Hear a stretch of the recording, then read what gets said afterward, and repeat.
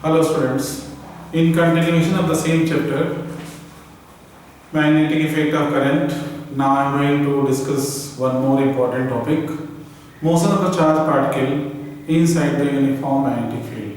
Listen once more, motion of a charged particle inside the uniform magnetic field. See, write this heading, motion on a charged particle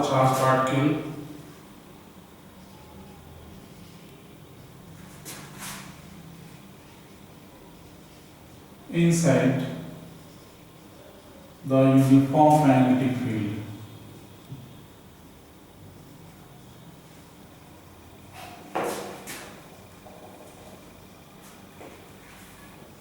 So this is the heading, motion of a charged particle inside uniform magnetic field. Students, suppose there is a uniform magnetic field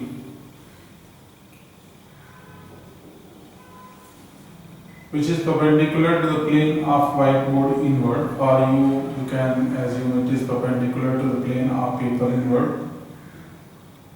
Let the strength of magnetic field is B. Now suppose a positive charge particle Q enter at any point P inside the magnetic field with velocity V. So as I discussed in previous video, some force is acting on this charge particle, and the direction of force on the charge particle will be calculated by this Fleming left hand rule, in which this middle finger represents direction of current, this index finger represents direction of magnetic field, therefore this thumb will represent direction of force. So we can learn it like this: CMF, current magnetic field force, current magnetic field force, CMF.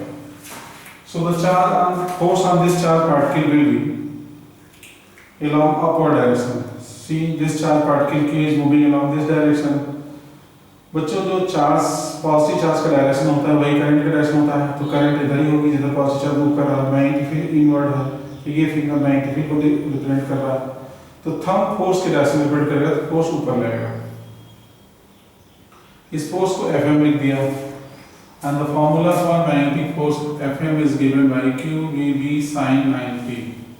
Why sin 90? Magnetic field is perpendicular to the plane of whiteboard inward and charge particle is moving like this. So angle between the velocity vector and magnetic field B will be 90 degree. So magnetic force will be QVB sin 91. Suppose this is equation number 1. Now students, in the influence of this force which is acting on this charge particle, as this force is acting perpendicular to the velocity, so its path will be circular. When force acting always perpendicular to velocity vector, then path becomes circular. Let C be the center of this circular path, R be its radius. So we know that whenever a charge particle or any object moving on a circular path, it experiences centripetal force, and the value of centripetal force is given by formula mv square by r. Suppose this is equation number 2. This centripetal force is being provided by this magnetic force. So we can write this magnetic force, which is Fm, provides centripetal force so that this charge particle can move on the circular path. Mass of this charge particle is a small m. So we can write values of this magnetic force and centripetal force, which is QVB is equal to mv square by r. Now V to V cancel, so radius will be mv by qv. Student, this is very important formula. So many times numericals have been asked in different board examination and competitive exams. So you can learn this formula, very important formula. Now student, I will find time period. How much time this charge particle will take to complete this circular path? So to calculate time period, we will use this formula, time period equal to distance upon velocity. So total distance to cover this circular path is equal to 2 pi r, which is equal to circumference by velocity v. So T equal to 2 pi by V. At the place of this R, one can write mv by qb. So this is what mv by qb. Now v to v cancel. Therefore time period T equal to 2 pi m by q into b. So students, in this way we can find time period of revolution of this charged particle in the circular path. Frequency can be calculated by this formula f equal to 1 by 2t. Students, this is very important derivation, very important formula.